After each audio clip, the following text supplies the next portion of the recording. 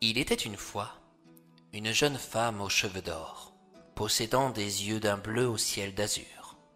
Elle s'appelait Nadima. Elle était d'une extrême beauté, mais portait en elle un véritable défaut, l'orgueil de celle-ci. Chaque jour, elle n'hésitait pas à se contempler durant des heures dans le miroir. Pour ne pas abîmer les traits de sa beauté, elle portait sur elle un voile qui laissait juste apparaître la couleur de ses yeux. On aurait pu penser qu'elle craignait de tomber sur une mauvaise rencontre, lui enlevant une parcelle de son éclat. Pourtant, elle vivait entre Melona et les montagnes d'Aria, à Britannia. Le temps était clément et loin d'être aussi mordant qu'un hiver sur terre. Durant des années, personne n'eut la satisfaction de découvrir en dehors de ses yeux une partie de son visage, le plus petit doigt de sa main ou même la pointe de ses pieds. Malgré son acharnement à ne pas se montrer, la renommée de Nadima prit une ampleur rapide à Britannia. De nombreux Britanniens affluaient chez elle pour la demander en mariage, alors qu'ils ne la connaissaient même pas. La jeune femme refusait toutes les demandes qui venaient à elle. « Que la vie m'est cruelle. Tous ces Britanniens sont comme les hommes de la terre. Ils tombent sous mon charme parce que je porte le voile. Et lorsque celui-ci tombera, qu'ils auront eu ce qu'ils voulaient, ils me jetteront comme un vieux chiffon, » se disait-elle. Nadima ne cherchait pas à devenir une princesse ou même une reine. Elle cherchait simplement un amour véritable avec un grand A.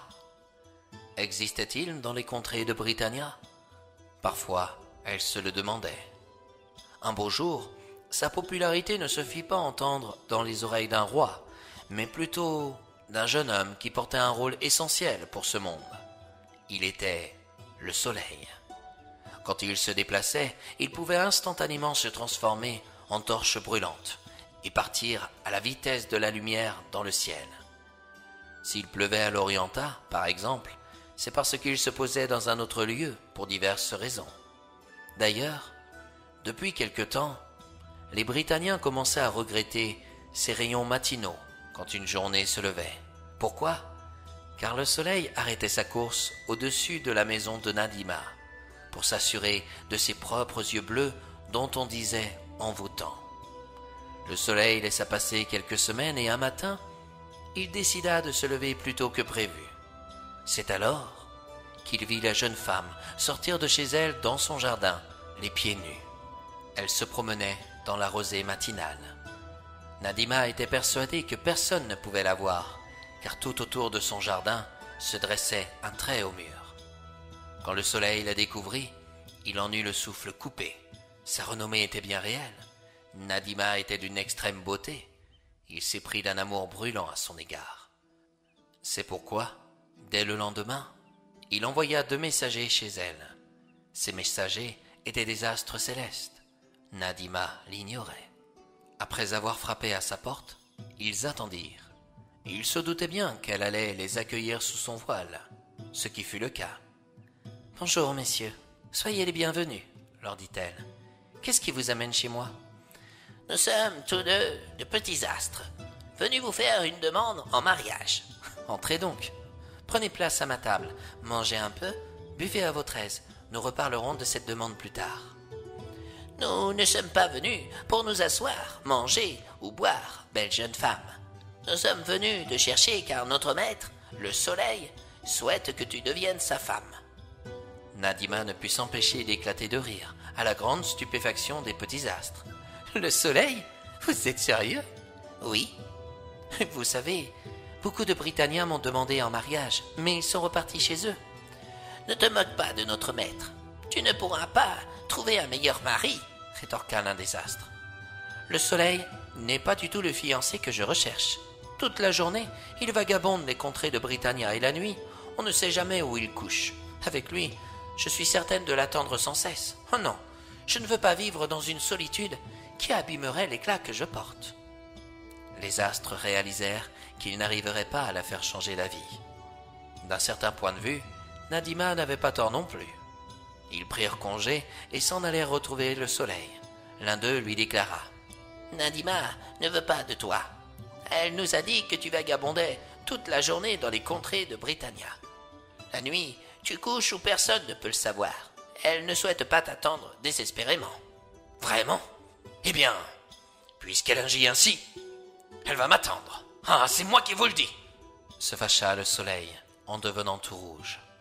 Aussitôt, le jeune homme, dont on ignorait son âge exact, mais où son apparence restait celle d'une jeunesse vouée à l'immortalité, lança une formule. Quand par-dessus les montagnes d'Aria, je monterai dans les nuages, vers le ciel, Nadima lèvera les yeux. Quand dans la vallée des fées, je descendrai le soir, vers la terre, Nadima baissera son regard.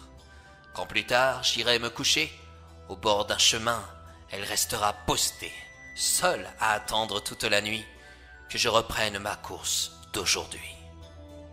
Le lendemain matin, la jeune femme sortit de chez elle pour se promener dans des champs. Elle eut à peine le temps de lever les yeux vers le ciel qu'un vent brutal lui arracha son voile en l'emportant dans des contrées étrangères à ses yeux. Nadima n'eut pas le temps de réaliser qu'elle n'était plus la belle jeune femme qui pouvait s'admirer durant des heures devant son miroir. Elle était devenue une petite fleur bleue qui se dressait sur le bord d'un chemin. Toute la journée, sa tête se tournait vers le soleil, en particulier le matin quand il se lève. Quand vient le soir, c'est alors qu'elle devient triste et baisse son regard vers la terre, en attendant toute la nuit qu'un nouveau jour arrive pour revoir son fiancé doré. Et depuis ce jour, Nadima n'est plus Nadima, on l'appelle la chicorée. Et c'est ainsi, mes chers amis, que nous arrivons à la fin de cette histoire.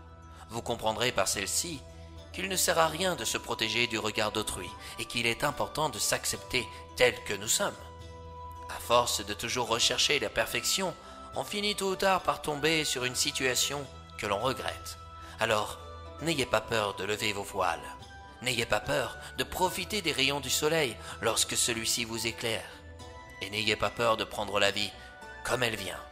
C'est en demeurant à côté des regrets ou des doutes qu'on passe souvent à côté de ce qu'on pourrait devenir. Alors vivez et profitez de ce que la vie vous offre.